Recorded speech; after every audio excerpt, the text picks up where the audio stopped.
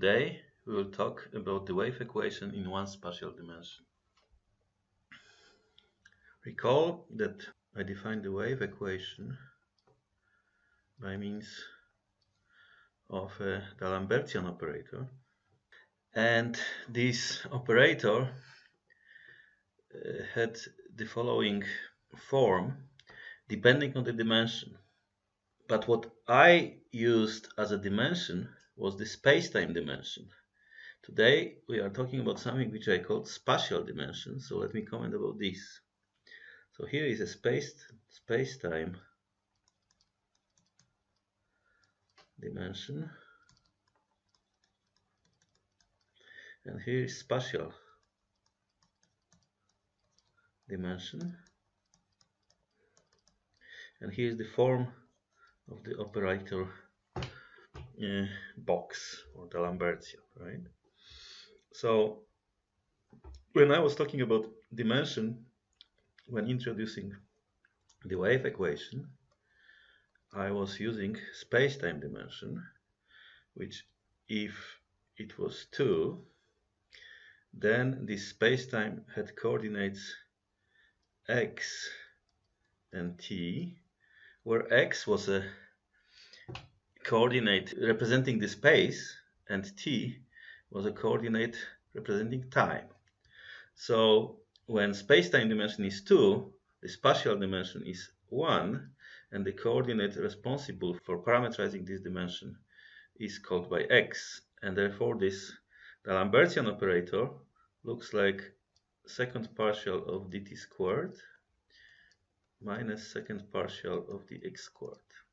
Now if I was talking about dimension 3, I was meaning space-time dimension, and now the space coordinates were x and y, and the time coordinate was t, and as spatial dimensions this was 2 with 2 space coordinates x and y, and the Lambertian in 3 space-time dimensions or 2 space dimensions look like this.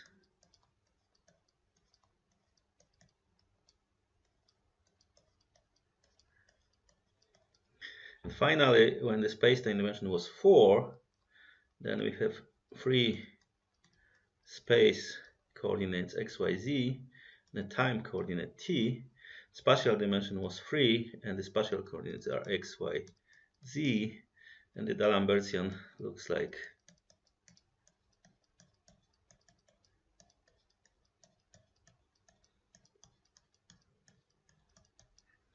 okay. Today I'll be talking about the wave equation in one spatial dimension or 2 space-time dimensions. So the wave equation in this setting is as follows, where the unknown function u is a function of x and t. Okay, so that's the wave equation in one space dimension. Okay, you can ask why I have c here. C is non-zero constant. I should have put it everywhere here, but in physics usually this constant c is put to 1 by change of variables. So although usually physicists put this constant to 1, I will not restrict to this value. C is general constant for me now. So that's the equation that we will be studying today. This equation is undoubtedly in the form, so it is a second order linear partial differential equation in 2 variables. So one can check what is its discriminant, and this is, as we remember from the last lecture, this c that stays here is different than this t forgive me this, maybe I should put bar here.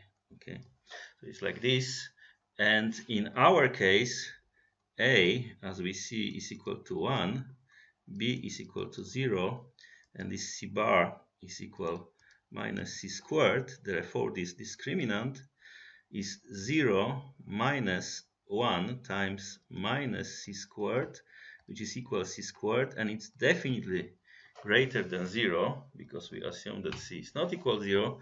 Therefore, the wave equation is a hyperbolic PDE. If it is hyperbolic PDE, one can ask how does it look in the canonical form. Remember that to find the canonical form, we need to solve the following ODE, which when we put our A, B, C bar, you'll get that is precisely plus minus C. So the variables psi and eta that bring this equation to its canonical form are psi being x plus ct and eta being x minus ct. And if we now calculate u sub t, which is u sub psi sub t plus u sub eta sub t, we will get that is just u sub psi minus u sub eta times c. U sub x is u sub psi sub x plus u sub eta x, and if we calculate this, is just u sub psi plus u sub eta. Now the second derivatives, u tt, is just first is c, which is this one, and then there is u sub psi sub t, which is c, and then is u psi eta sub t, which is minus c, and then there is minus u sub eta psi t, which is c, minus u sub eta sub t, which is minus c, and eventually u xx is u psi plus u psi eta plus u eta psi plus u eta. And now, if we use the original equation, which is here, then we get that u tt minus c squared uxx is equal, you will see that there is c squared everywhere here. There will be c squared in front of this because of that, and if we just, some terms are cancelled, and what we will get is eventually minus 4c squared u sub psi sub eta, and this is supposed to be 0. So the equation c is non-zero, so the equation in the canonical form looks like this. That's the wave equation in the canonical form. So we see that is the most simple expression for the canonical form of a hyperbolic equation.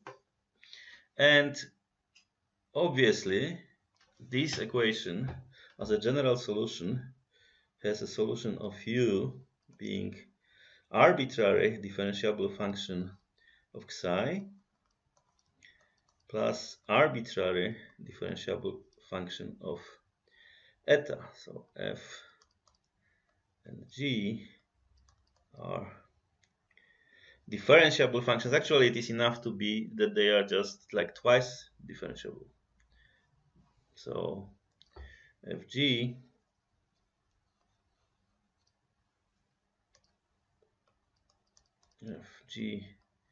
belong to twice differentiable functions over the reals, right? In the original coordinates x and t, this general solution can be written as u of x t is arbitrary function f of xi, which is x plus ct, plus arbitrary differentiable function g of eta, which is x minus ct. Okay, so that's the f g belongs to C2 of R. General solution of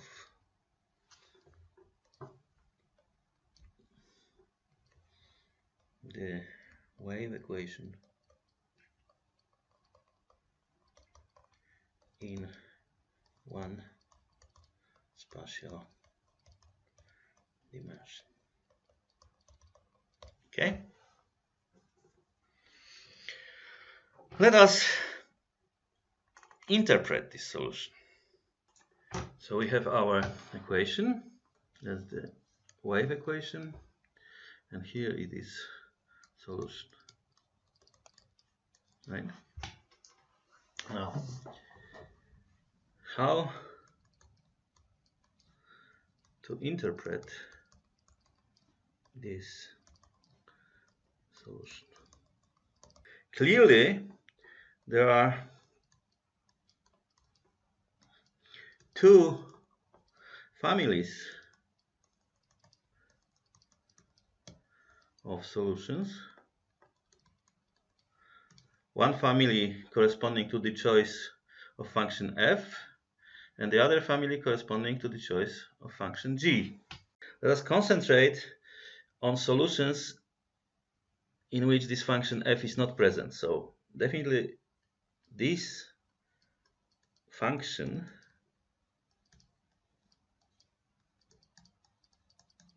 where g is twice differentiable function is a solution to our wave equation.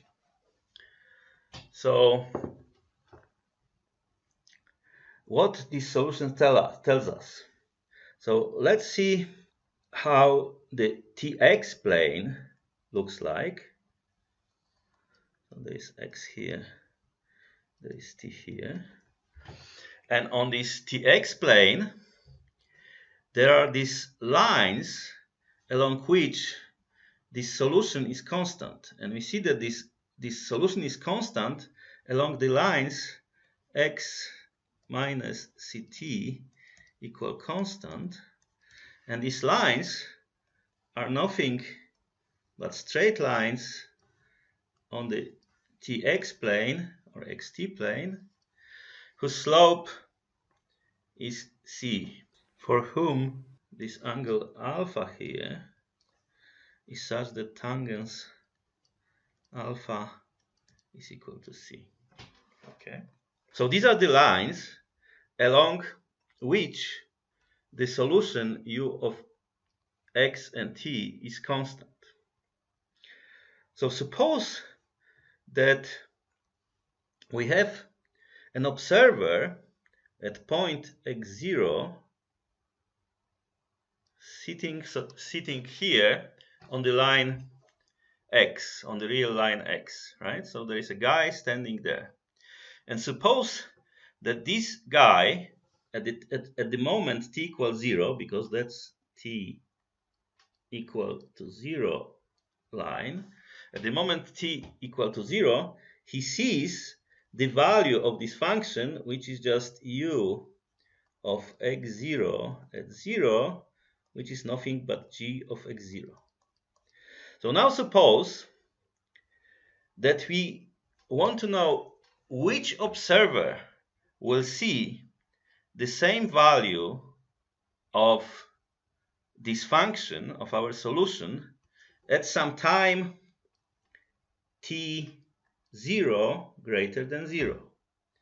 So what we have to do, we have just to take a line which is parallel to x-axis, which just tells me that this is the line of constant time t0, and one has to intersect this line with the line on which function u of x t has this value g of x0, and it's this line. So if we now are asking which observer will see the same value g of x0 of this function u, it is this observer that sits here. And because of geometry of this thing, of these lines here, this point here has coordinates x0 plus ct0, right? So somehow what this solution tells us is that if somebody sees the value of my function here, then the same value of this function will be seen at t0 by a guy sitting much farther to the right, which is this guy, which is distant from x0, but the value ct0, right? So in other words, it shows that somehow the solution that we have here describes a wave traveling in this direction with the speed c. So this is, so in this way we interpret this solution as a wave traveling in positive x direction with speed c. So this is called forward wave.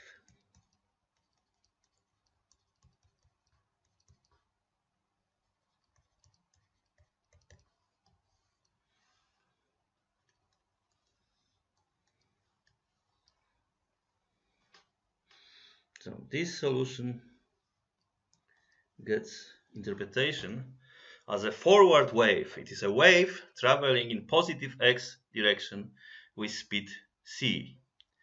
So if we now take solution corresponding to function f, which will be just f of x plus ct, then the situation will change in this sense that now the lines along which the solution is constant are directed like this. So here is x, here is t, and if we have an observer at point x0 observing a value of our function u, so if u of x0, 0 looks like f of x0, so when we ask which observer on the line x sees the same value at time, let's say t0, we have to take line of constant at t0 and intersect it with the line passing through x0, which is this one, and we will find that this is an observer sitting at x0 minus ct0.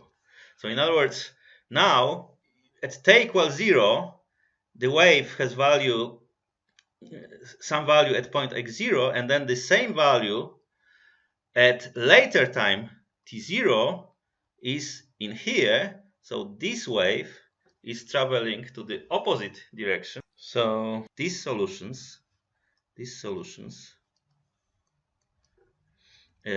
correspond to waves traveling in negative x direction with speed c, and this is called backward wave. Here is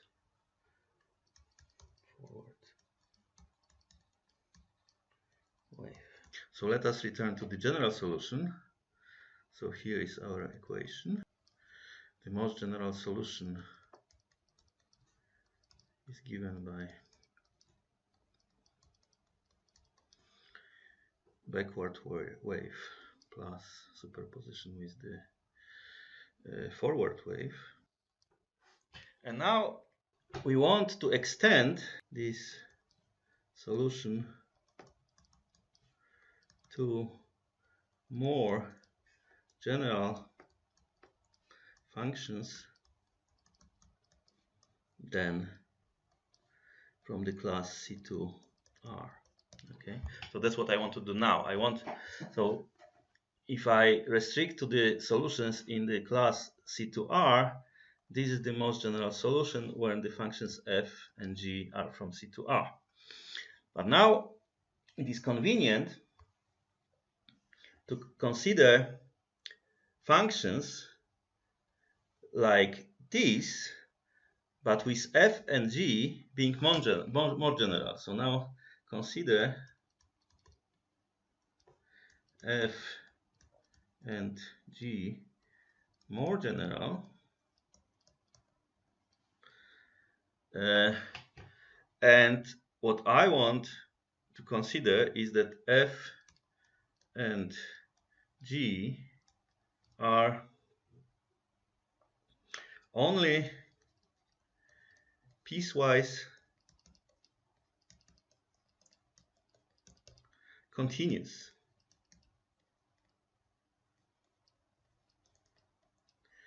Of their variable. Okay, so if we have f and g piecewise continuous, I still can consider such function, okay, such u. But now f and g are only piecewise continuous. It is always, if I have a such piecewise continuous function, it's always possible to find sequences of functions f sub n and g sub n such that they are smooth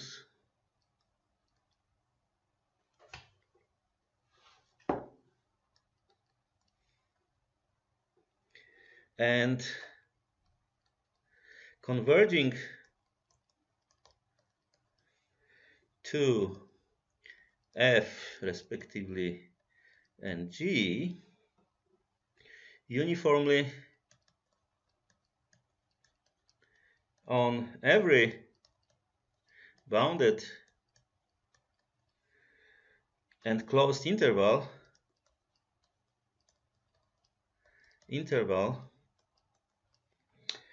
which does not contain discontinuities. Does not contain discontinuities of f and g. Okay.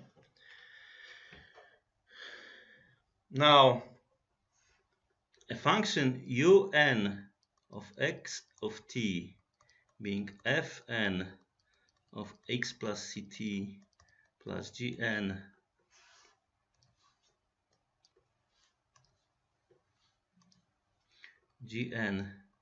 of x minus ct, since fn gn are smooth, then this is a good solution to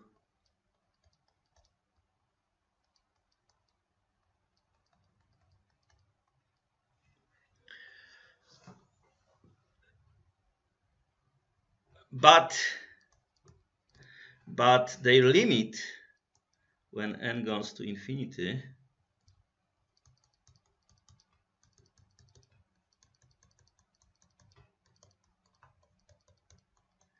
doesn't need to be twice differentiable. Nevertheless, we want to consider such functions, and such functions will be called generalized solution to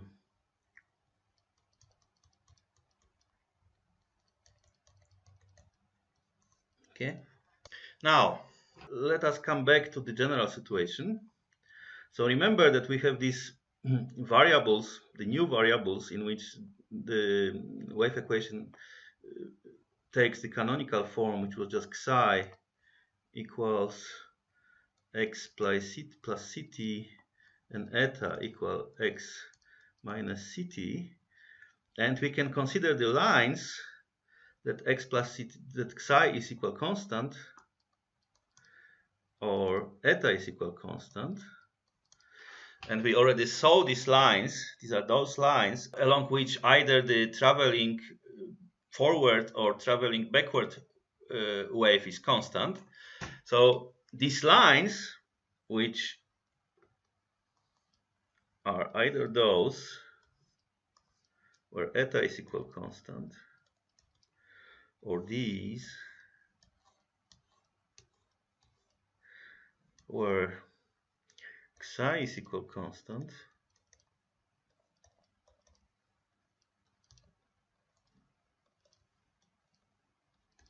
so these lines are called characteristics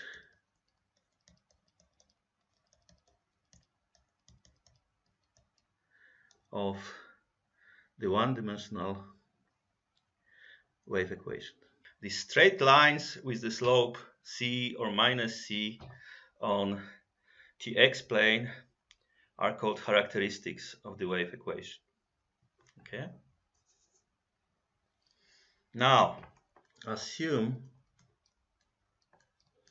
that we have a solution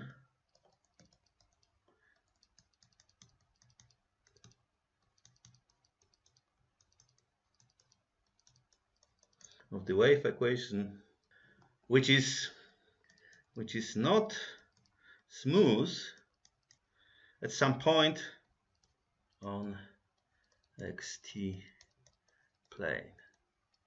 Okay, so here is our xt plane, and here is a point x0 t0 in which this solution is not smooth. And now, through this point, there pass precisely two characteristics. One corresponding to eta equal constant, and the other corresponding to psi equal constant. So this constant here, so this is a line x minus ct equal to constant, and this constant is precisely equal x0 minus ct0. So that's one characteristic that passes through the point, and that's another characteristic corresponding to psi equal 0, which is the line x plus ct equal constant, and this constant is precisely x0 plus ct0. So suppose that our solution, this one, is not smooth at this point. So it is non-smooth at this point. It means that either function f is non-smooth at the point x0 plus ct0, or function g is non-smooth at the point x0 minus ct0, or both of them are not smooth. One at the point x0 plus ct0, the other at the point x0 minus ct0.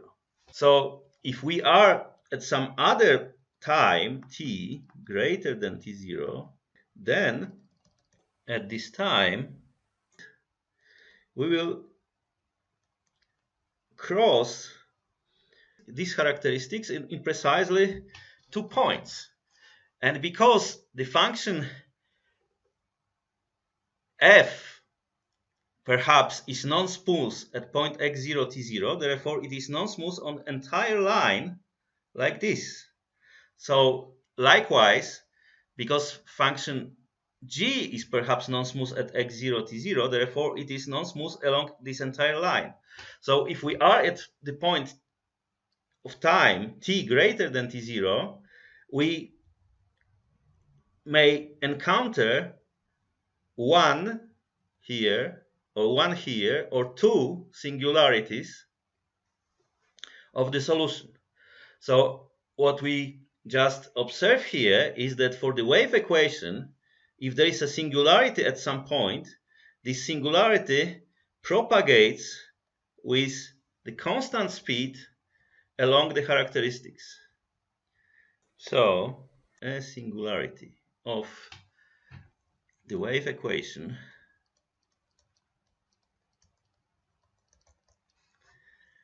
propagates with a constant speed along characteristics passing through the point at which singularity was detected.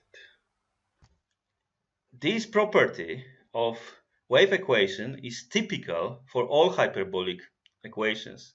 If one encounters a singularity of a solution of a hyperbolic PDE at some point, this singularity maintains in the solution and gets propagated along the characteristics. It is in contrast to the parabolic or elliptic equations, where the singularities are very quickly smoothed out.